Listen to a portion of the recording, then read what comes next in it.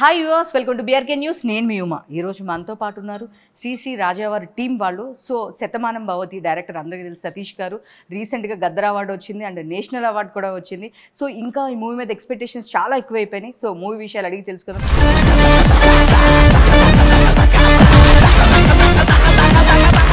రచరవి గారిని ఎట్లా హ్యాండిల్ చేసేది సార్ అది చెప్పండి. రచరవి మిగతా సెట్స్ నాకు తెలియదు కానీ నా సెట్స్లో రచ్చ ఉండదండి. ఎందుకంటే ఫస్ట్ తను హ్యాండిల్ చేస్తే మొత్తం యూనిట్ని అందరినీ హ్యాండిల్ చేసినట్టే.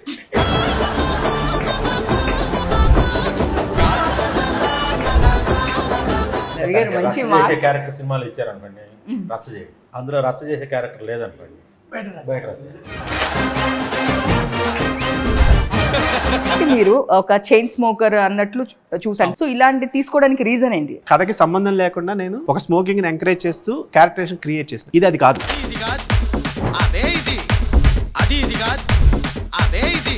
అసలు మీ క్యారెక్టర్కి మీరు ఉండే విధానానికి నేను డైజెస్ట్ చేసుకోలేకపోతున్నాను. మీరు ఇంత కామ్గా ఉండడం అనేది నాకేదో, నేను సినిమాలు ఆల్రెడీ రచ్చ చేసిన కాబట్టి సైలెంట్గా ఉంటే సరిపోతుంది. ఒక చిన్న చెడగొట్టు ఉంటాడు మన ఫ్రెండ్స్లలో ఒకటి ఉంటాడు, గల్లీలో ఒకటి ఉంటాడు, వీడు నా చెడగొట్టేటోడు ఉన్నారా వీడు గల్లీలో అనేటాడుగా, అట్లాంటి character.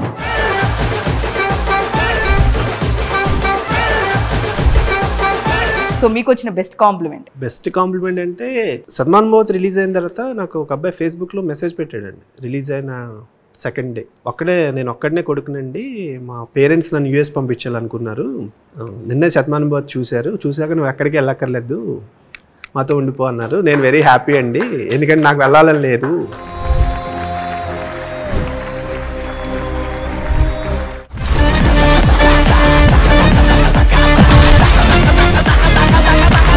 Hi yours, welcome to BRK news. నేను మీ ఉమా. ఈరోజు మనతో పాటు ఉన్నారు శ్రీ రాజావారి టీం వాళ్ళు. సో శతమానం భవతి డైరెక్టర్ అందరికీ తెలుసు సతీష్ గారు. రీసెంట్గా గద్దర్ అవార్డు వచ్చింది అండ్ నేషనల్ అవార్డు కూడా వచ్చింది. సో ఇంకా ఈ మూవీ మీద ఎక్స్పెక్టేషన్స్ చాలా ఎక్కువైపోయినాయి. సో మూవీ విషయాలు అడిగి తెలుసుకుందాం. హాయ్ సార్, నమస్తే. ఫస్ట్ క్వశ్చన్, రచరవి గారిని ఎట్లా హ్యాండిల్ చేసేది సార్ అది చెప్పండి. రచరవి మిగతా సెట్స్ నాకు తెలియదు కానీ నా సెట్స్లో రచ్చ ఉండదండి. సైలెంట్గానే ఉంటుంది. అవును, ఎందుకంటే ఫస్ట్ తను హ్యాండిల్ చేస్తే మొత్తం యూనిట్ని అందరినీ హ్యాండిల్ చేసినట్టే. చేసే క్యారెక్టర్ సినిమాలు ఇచ్చారనుకోండి, రచ్చ చేయండి. అందులో రచ్చ చేసే క్యారెక్టర్ లేదనుకోండి, బయట రచ్చ చేయండి. సూపర్, అసలు బాగా చెప్పారు సార్. దీంట్లో ఎట్లా ఉంటుంది సార్? శతమానం భవతిలో ఆల్రెడీ మేము చూసాము, మంచి కామెడీ అదంతా. సో దీనిలో త్రూ అవుట్ క్యారెక్టర్ ఉంటుందా? ఫ్రెండ్గా హీరో సేమ్ దాంట్లో లాగే హీరో ఫ్రెండ్గానా, లేదంటే ఎలా ఉంటుంది? కాదు, హీరో ఫ్రెండ్ క్యారెక్టర్ కాదు కానీ త్రూ అవుట్ ఉండే క్యారెక్టర్ చాలా ఇంపార్టెంట్ క్యారెక్టర్. అంటే ఆల్మోస్ట్ హీరోని స్పై చేస్తూ హీరో పక్కనే తిరుగుతూ ఉండే క్యారెక్టర్. అన్ని సినిమాల్లో హీరోని ఎంకరేజ్ చేసే క్యారెక్టర్, ఇందులో హీరోని చెడగొట్టే క్యారెక్టర్. కైండ్ ఆఫ్ విలన్ అంతేనా? హీరో సంకల్పాన్ని చెడగొడుతుంటాడు. ఓకే, చూసాను సార్. అసలు మీ మూవీ అంటే ఫ్యామిలీ అందరూ కలిసి కూర్చునే మూవీ, శతమానం భవతి కానీ శ్రీనివాస కళ్యాణం కానీ ఏదైనా. సో కానీ అన్ఎక్స్పెక్టెడ్గా నేను ఆ స్మోకింగ్ది, ఆ సిగరెట్ది చూసి నేను షాక్ అయ్యాను సార్. మీరైనా కాదా అని డైరెక్టర్ అని ఒక 2-3 టైమ్స్ చెక్ చేశాను.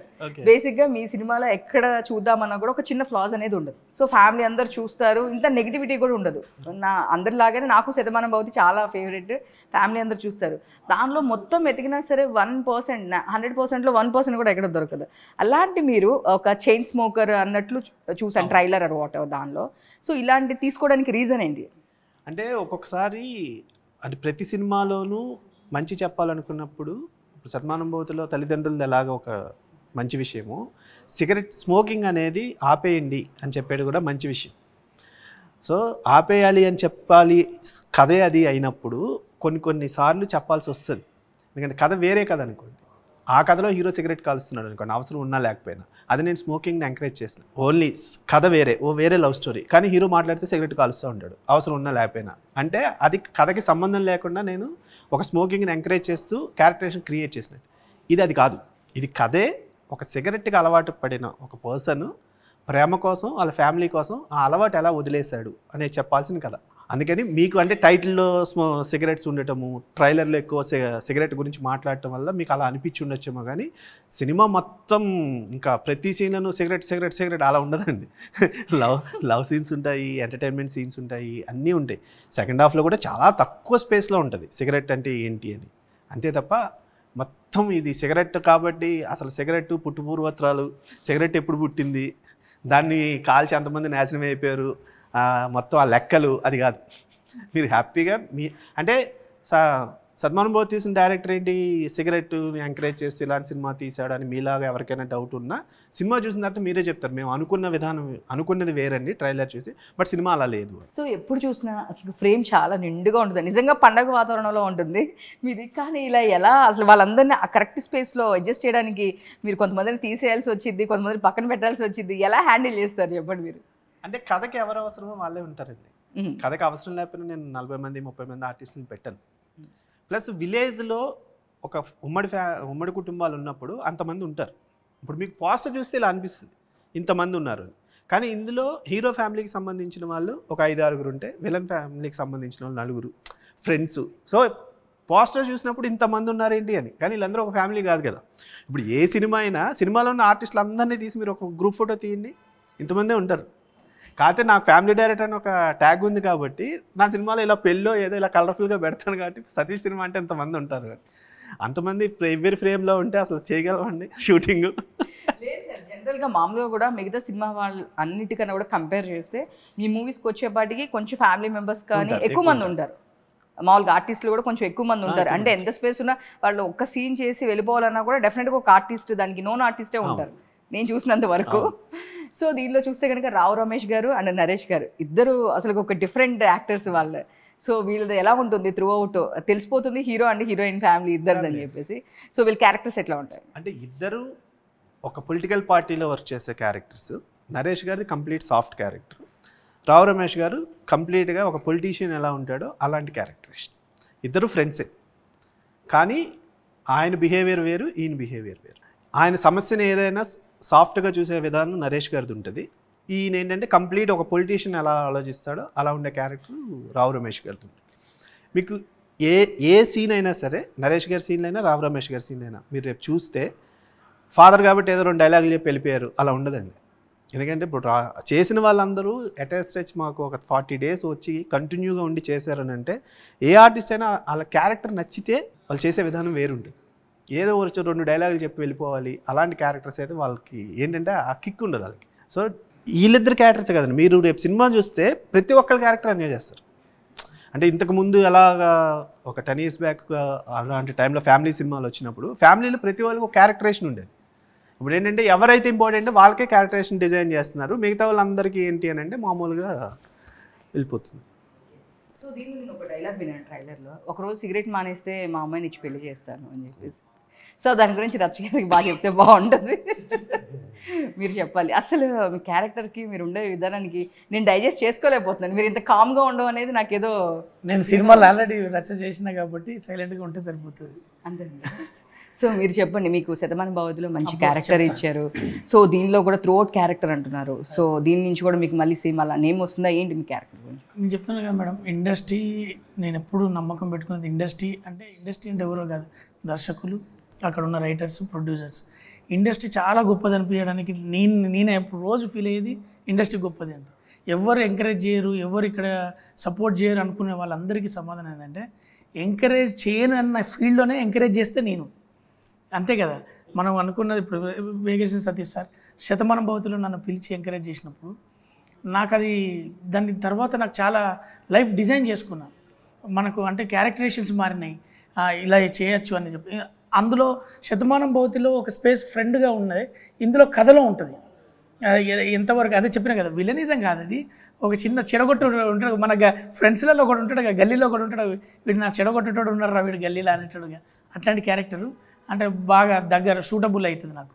ఎందుకంటే ఇలా మీరు ఈ పోస్టర్లో చూసిన ప్రతి ఒక్కరికి అరే మంచి క్యారెక్టర్ చేసిండు, మరి మంచి క్యారెక్టర్ లేనిది ఎవరిది అంటే అంత బాగా అడాప్ట్ అయ్యే క్యారెక్టర్లు చేసిండు డిజైన్. ఈ సినిమాలో కనపడే ప్రతి సీన్లో ఒక్క సీన్లో కనపడ్డ వాళ్ళు కూడా మనల్ని నవ్విస్తారు లేదా మనకు కనెక్ట్ అవుతారు. సినిమా చాలా బాగా తీసుకున్నాం. మేము ఒక ఫ్యామిలీ అట్మాస్ఫియర్లో వెళ్ళి మేము అల్లరి చేసినామా, మేము కలిసి తిరిగిన పక్కన పెడితే 40 రోజులు ఎంజాయ్ చేసి ఒక్కొక్కరు షూటింగ్ అయిపోయేటప్పుడు మిస్ అవుతున్నాం అన్న ఫీల్లో శుభలేఖ సుధాకర్ గారు కావచ్చు, పెద్దయిన రావు రమేష్ గారు కావచ్చు, నరేష్ గారు కావచ్చు, వాళ్ళు వెళ్ళేటప్పుడు మనం షెడ్యూల్ అయిపోయినప్పుడు చెప్పి ఒకరినొకరు చెప్పుకొని మిస్ అవుతున్నాం అన్న ఫీల్తో వెళ్ళిపోయారు అందరూ. మేము చాలా బాగా ఎంజాయ్ చేసినాం. పండగ సీజన్లో పండగ వాతావరణంలో అప్పుడు చేసిన షూట్స్. అవును సార్, ఇంకొక డౌట్, యాక్చువల్లీ ఫెస్టివల్కి ఏదైనా రిలీజ్ చేస్తారేమో నేను ఎక్స్పెక్ట్ చేశాను బేసిక్గా. సో ఈసారి ముందే వస్తున్నారు సార్? షూట్ చేశారా? అంతకుముందు మామూలు టైంలో షూట్ చేసి ఫెస్టివల్కి రిలీజ్ చేసాం, అందుకని ఈసారి ఫెస్టివల్ టైంలో షూట్ చేసాం కాబట్టి ఇప్పుడు రిలీజ్ చేస్తున్నాం. మామూలు టైంలో పండుగ వాతావరణం క్రియేట్ చేస్తాం. మామూలు టైంలో పండుగ వాతావరణం. నీకు హీరో గారికి కూడా మంచి పేరు వస్తుంది ఇందులో. ఫైట్స్ హీరో గారికి మంచి పేరు. అంటే అప్పటి వరకు యూత్లో ఒక 3-4 ఫ్రెండ్స్తో చేసిన సినిమాల నుంచి ఇందులో ఒక పోగిరిగా ఒక చిన్నగా ఒక డిజైన్లో ఉన్నట్టుకెళ్ళి మంచిగా తన ప్రేమ గెలిపించుకోవడానికి సిగరెట్ వదిలిండా, ఆ వదలడానికి ఆయన ఏం చేసిన అనేది మనకు ఎంటర్టైన్ చేస్తూ ఉంటుంది. చాలా మంచి సినిమా, ఫైట్లు బాగుంటాయి. అంటే హీరోకు ఒక హీరోయిజం ఉండే క్యారెక్టరేషన్ ఈ సినిమాలో. నీకు ఆ అమ్మాయికి హీరోయిన్ గారికి కూడా మంచి పేరు వస్తుంది. ఎందుకంటే ఎట్లా ఒప్పియడానికి ట్రై చేస్తుంది పేరెంట్స్ని, ఎట్లా సపోర్ట్ చేస్తుంది హీరోని, 2 బ్యాలెన్స్ చేసుకునే దాంట్లో క్యారెక్టర్లు బాగా డిజైన్ చేసింది సార్. చాలా బాగుంటుంది, అందరికి మంచి పేరు వస్తుంది. సార్, నాకు ఒక డౌట్ ఉండిపోయింది. అంటే ఒక్కొక్కరు పాయింట్ ఆఫ్ వ్యూ ఒకలా ఉంటుంది. నాకు మిమ్మల్ని శ్రీనివాస్ కళ్యాణం కానీ శతమానం భవతి కానీ చూసినప్పుడు ఫ్యామిలీ ఎమోషన్స్ అంత బాగా క్యారీ చేసే మీరు, సో సడన్గా ఒక సిగరెట్ దీని మీద అదొక చిన్న సిల్లీ పాయింట్లా అనిపించింది నాకు. అంటే ఇది నా పాయింట్ ఆఫ్ వ్యూ, కంప్లీట్లీ ఇది నా పాయింట్ ఆఫ్ వ్యూనే. సో అంత బాగా చూపించింది మీరు ఈ 3rd మూవీకి. సో ఇది తీసుకోవడానికి పర్టికులర్గా ఇప్పుడు ప్రజెంట్ యూత్ ఏమైనా చెడిపోతున్నారన్న పర్టికులర్ రీజన్ ఏమైనా ఉందా సార్? లేదండి, అంటే యూత్ చెడిపోతున్నారు, వాళ్ళని బాగు చేయాలి ఇలాంటి ఏమీ మనకి లేవు. కమర్షియల్ సినిమా, మనం ఏది చెప్పినా కమర్షియల్గా. ఈరోజు ఒకప్పుడు సినిమా ద్వారా మంచి చెప్తాలు చెడు చెప్తాలు, ఈరోజు అది ఎంతవరకు తీసుకుంటారనేది పక్కన పెడితే తెల్లారు లేస్తే మీకు వాట్సాప్లో ఇన్స్టాగ్రామ్లో పొద్దున్నే నీతి సూక్తులు 100 వస్తాయి. మీరు మన లైఫ్ని మార్చుకోవాలని అంటే కోట్లు పెట్టి సినిమా తీసి మీరు సిగరెట్ మానేయండి, లేదా కోట్లు పెట్టి సినిమా తీసి మీరు మందు మానేయండి అని చెప్పక్కర్లేదండి. ఇది ఎందుకు అని అంటే ఎక్కువ మందికి సిగరెట్ అనేవాళ్ళు, సిగరెట్ కాల్చేవాళ్ళు మన ఫ్యామిలీలోనో మన ఫ్రెండ్స్లోనో ఎవరో ఒకళ్ళు ఉంటారు. ఒక అలవాటు ఉన్నవాడు, అది సిగరెట్ అని కాదు, ఇప్పుడు మందు అలవాటు ఉండొచ్చు, ఏదైనా ఒక వ్యసనం ఉండొచ్చు, అందులోంచి ఒక మనిషి బయటికి ఎలా వచ్చాడు అని చెప్పాలనే ఒక తాపత్రయం. ఇది ఇప్పుడు సినిమా తీసాం కాబట్టి ఇప్పుడు సిగరెట్లోంచే బయటకు వచ్చాడని కాదు. ఎందుకంటే మీరు ఇప్పుడు ట్రైలర్లో డైలాగ్స్ అన్నీ చెప్తున్నారు, ట్రైలర్లోనే నరేష్ గారి డైలాగ్ ఉంటుంది ఏంటంటే వాడు గెలిచాడు. మనిషి గెలవడం అంటే తనని తాను గెలవడం. నాలో ఒక వీక్నెస్ ఉందండి, ఆ వీక్నెస్ని నేను ఓవర్కమ్ చేసుకుని గెలిచినప్పుడే కదా నేను గెలిచినట్టు. సో అలా మీకు ఏదైనా అలవాటు ఉంటే అది మీ లైఫ్ని స్పాయిల్ చేస్తుంటే అందులోంచి బయటకు వచ్చేయండి. ఎందుకంటే మీకోసం మీ ఫ్యామిలీ ఉంది, మీకోసం మిమ్మల్ని ప్రేమించిన వాళ్ళు ఉన్నారు అనేది యూనివర్సల్ పాయింట్ తప్ప దానికి ప్రతిదీ చెప్పేలేంగా. ఇప్పుడు సిగరెట్ అంటే ఒకటికి మందు అలవాటు ఉంది, ఇంకొకటి ప్యాకెట్ అలవాటు ఉంది, ఇలా అన్నీ చెప్తా కూర్చున్నాం అనుకోండి, నేనేదో అందరికీ సమాజానికి సందేశాన్ని ఇవ్వడానికి సినిమా తీసినట్టు ఉంటాను. అది కాదు. అదే మీకు ఇందాక కూడా అదే చెప్పా, సినిమాలో సిగరెట్ అనేది టాపిక్కే, కానీ ప్రతి సీను ప్రతి డైలాగు ఆ సిగరెట్ మీద ఉండదు. ఓకే. కానీ సార్ ఇప్పుడు చూస్తే కనుక ఫస్ట్ మూవీలో మన శర్వానంద్ గారు కానీ నితిన్ గారు కానీ సో కొంచెం ఆల్రెడీ దానిలో ప్రూవ్డ్ యాక్టర్స్ని తీసుకున్నారు. సో తిని చూస్తే కనుక మ్యాట్ 2 కానీ మ్యాట్ కానీ తిన్నంతా వేరే ఐ కానీ ఇదంతా మొత్తం తంది లవ్ స్టోరీ బ్యాక్ డ్రాప్ అలా ఉంది, ఆ బ్యాక్ డ్రాప్లోనే ఉన్నాడు తను. సో సడన్గా దీనిలోకి తీసుకుంటే ఫ్యామిలీ ఆడియన్స్ యాక్సెప్ట్ చేస్తారు, ఇట్లా ఏమైనా మీరు లుక్ టెస్ట్ కానీ బిఫోర్ ఏమైనా వర్క్షాప్ చేశారు? వర్క్షాప్ చేశాము.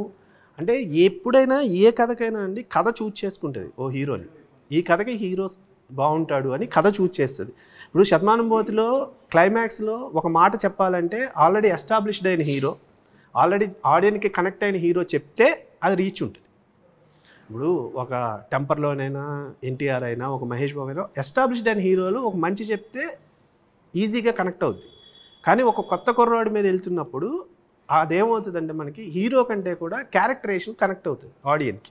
నేను ఇదే ఆల్రెడీ ఎస్టాబ్లిష్డ్ హీరోతో చేశాను అనుకోండి, ఎస్టాబ్లిష్డ్ హీరో సిగరెట్ అలవాటు మానేయడానికి కథ ఏంటి అని మీకే అనిపిస్తుంది. ఇదో పెద్ద కథ, ఇంత పెద్ద హీరోని పెట్టుకుని సిగరెట్ ఎలా మానేసాడు అనడానికి ఓ పెద్ద హీరో కావాలా అనిపిస్తుంది. ఈ సినిమాకు మీకు కొత్త హీరో అంటే అప్కమింగ్ ఆల్రెడీ హిట్స్ ఇచ్చి ఉన్నాడు, సోలోగా ఫస్ట్ టైం చేస్తున్నాడు, తనకి ఏమవుతుందంటే మీరు రేపు సినిమా చూసినప్పుడు నితిన్ కంటే కూడా ఆ రాజావార్ అనే క్యారెక్టర్ కనబడుతుంది. సో మీరు క్యారెక్టర్తో కనెక్ట్ అవ్వాలి. మన సినిమా చూసినప్పుడు రెండు, ఒకటి కథతో అయినా ఫాలో అవ్వాలి, హీరో క్యారెక్టర్ని నేను పట్టుకునైనా ఫాలో అవ్వాలి. ఈ రెండిట్లో ఏది ఆడియన్కి మనం కనెక్ట్ చేయగలిగినా సినిమా ముందు మధ్యలో లేచి వెళ్ళిపోకుండా చివరి వరకు కూర్చుంటాడు. హిట్ ఫిలప్ పక్కన పెట్టండి, అట్లీస్ట్ అండ్ వరకు కూర్చుంటాడు, ఇది ఏదో చెప్తున్నాడులే. సో తను చాలా బాగా చేశారు నితిన్. ఎందుకంటే కొత్త హీరోలు ఫైట్స్ సాంగ్స్ చేయడం అనేది కామన్, వాళ్ళు అవన్నీ నేర్చుకుని ఉంటారు కాబట్టి చేస్తారు. పెర్ఫార్మెన్స్లు కూడా లవ్ సీన్స్ అవన్నీ చేసుకుంటూ వెళ్ళిపోతారు. ఎమోషన్ సీన్ చేయడం కష్టం.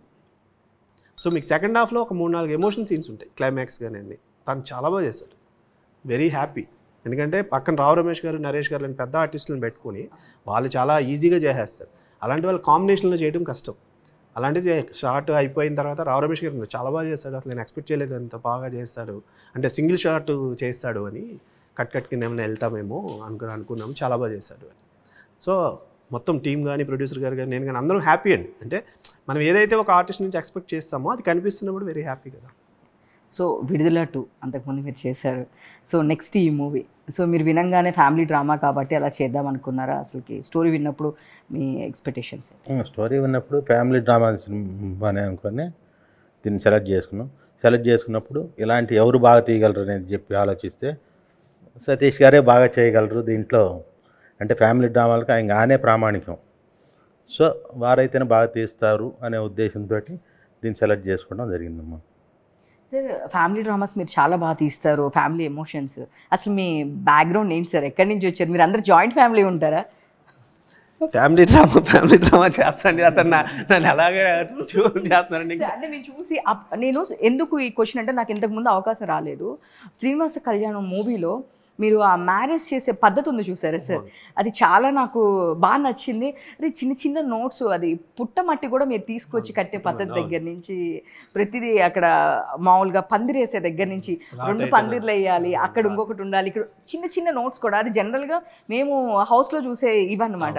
సో ఇలాంటివన్నీ మీరు చూపించినప్పుడు అసలు మీరు ఇంత జాయింట్ ఫ్యామిలీ ఉన్నారా ఎంతమంది, అందుకే మీరు ఇదే ఎమోషన్ వేసి తీస్తారా అని అడగాలని. జాయింట్ ఫ్యామిలీ కాదు కానీ, అంటే మనం పెరిగిన వాతావరణం అండి. ఇప్పుడు మేము పెరిగిన వాతావరణంలో ఇన్ని టెక్నాలజీలు, ఇంత సెల్ ఫోన్లు ఇవేమీ లేవు.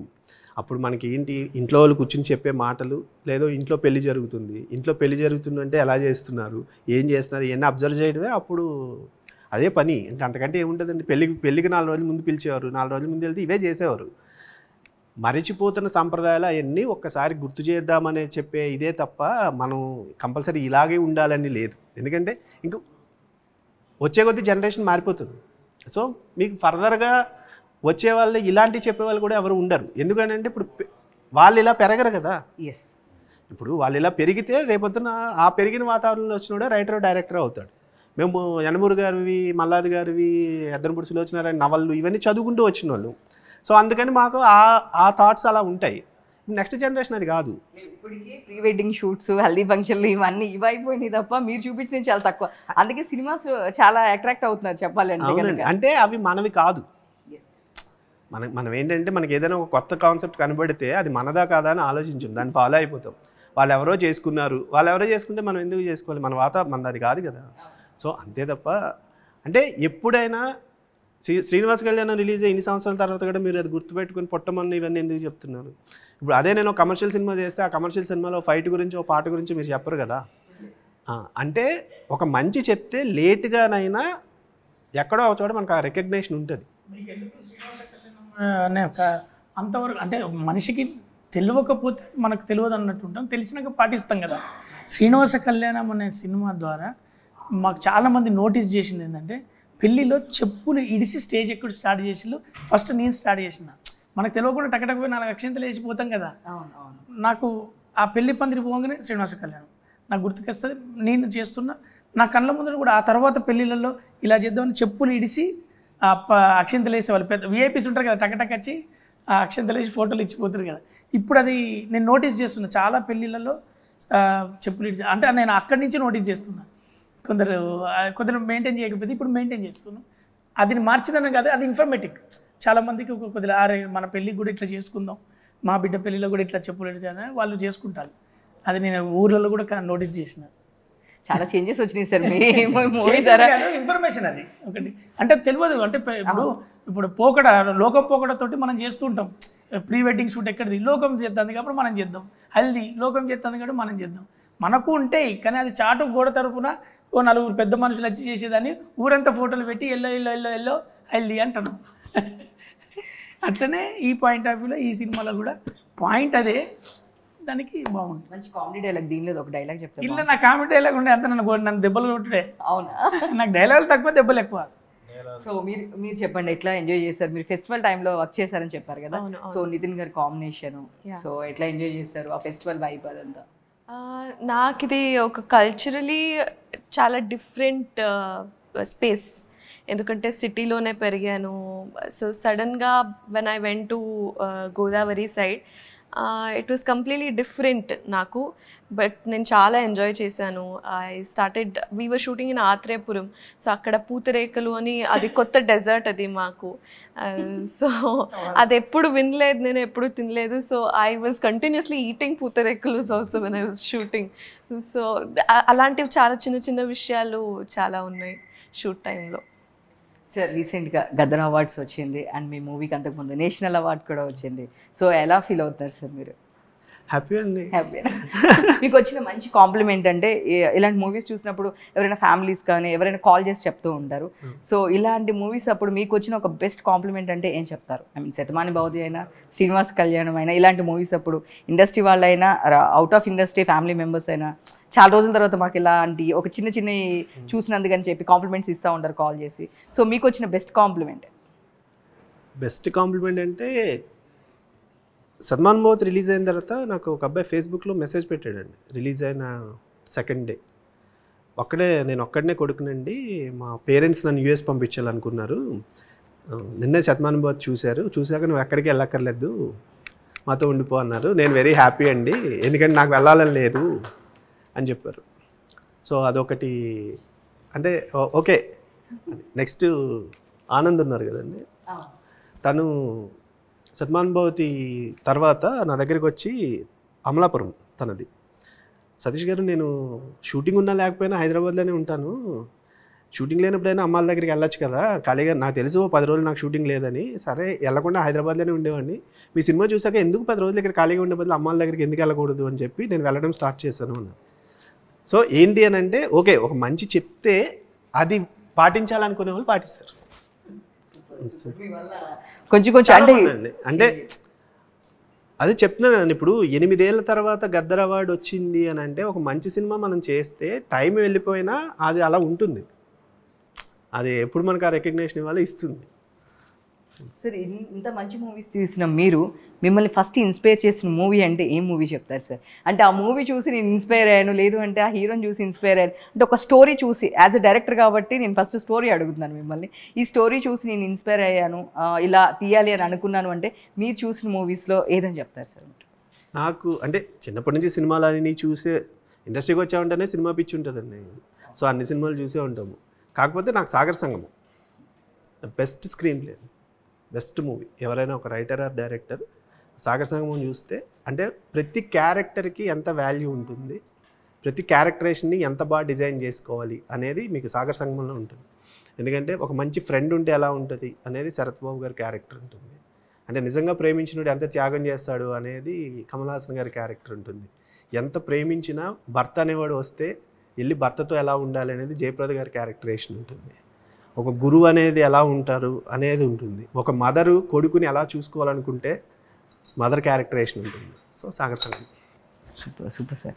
ఫైనల్గా మీ సినిమా గురించి ఏం చెప్తారు? నాకు ఆ క్వశ్చన్ అడిగి శతమానం భవతి అనేది మైండ్లో ఉండిపోయింది. శ్రీ రాజా వారి గురించి ఫైనల్గా ఆడియన్స్కి ఏం చెప్తారు? మీ ఫ్యామిలీ అందరితో కలిసి థియేటర్కి వచ్చి 2.5 hours ఫుల్గా మీరు ఎంజాయ్ చేసి ఒక మంచి సినిమా చూసాం అనే తృప్తితోటే మీరు వెళ్తారు. సో 100% మీ ఫ్యామిలీతో రండి, చూడండి, డెఫినెట్గా మీ అందరికీ నచ్చుతుంది. థ్యాంక్ యూ అండి. జూన్ 6వ తారీఖు చెప్పు బుజ్జి. మీరు చెప్తున్నారు కదా సార్, మీరు చెప్తారని వెయిట్ చేస్తున్నాను. మీరు చెప్తే ఇంకా బాగుంటుంది మీ స్టైల్లో. జూన్ 6వ తారీఖుకి శ్రీ రాజావారు వస్తున్నారు మన థియేటర్లోకి. ఆయన పలకరించండి, ప్రేమగా, ఆనందంగా, ఆహ్లాదకరంగా ఆస్వాదించండి, మా అందరిని ఆస్వాదించండి. చాలా మంచి సినిమా అవుతుంది. మీ అందరూ డిస్కస్ చేస్తారు, నలుగురికి చెప్తారు, నలుగురు చూపిస్తారు. శ్రీ రాజావారు. Thank you sir, thank you so much. చూసారు కదండి, జూన్ 6న శ్రీ రాజావారు రిలీజ్ అవుతుంది. అస్సలు మిస్ అవ్వద్దు. ఈ రోజుల్లో కనుక ఫ్యామిలీ అందరూ కలిసి మనం సినిమా చూడాలంటే ఆలోచిస్తూ ఉన్నారు, బట్ అలా కాదు, ఫ్యామిలీ అందరూ వెళ్ళొచ్చు, హ్యాపీగా చూడొచ్చు. అస్సలు మిస్ అవ్వద్దు. నేను ఇలాంటి మరిన్ని ఇంటర్వ్యూస్ కోసం చూసారండి BRK న్యూస్. Thank you.